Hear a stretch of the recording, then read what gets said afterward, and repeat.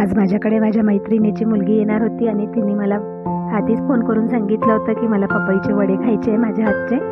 तर मी ही घरची कच्ची पपई तोडली आणि पपईचे वडे केलेले आहे.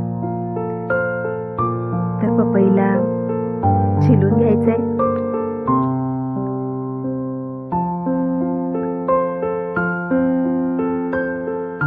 पपईला छिलून घ्यायचं आहे. चिरून घेतली आणि आतल्या बिया काढून घ्यायच्या आहे आणि किस करून घेतलाय.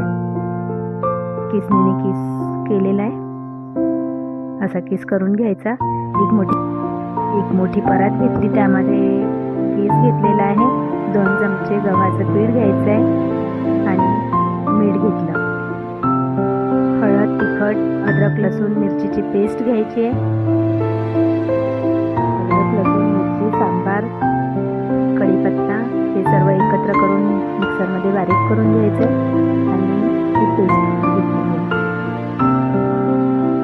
तीळ घ्यायचे, अर्धी वाटी तीळ घेतले आणि पाण्याने असं भिजवून घ्यायचं. खूप पाणी लावायचं नाहीये. थोडा कढीपत्ता घेतला. असे वडे तयार करून घ्यायचे.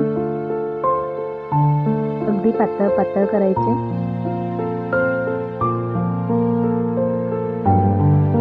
तेल गरम करायला ठेवायचे.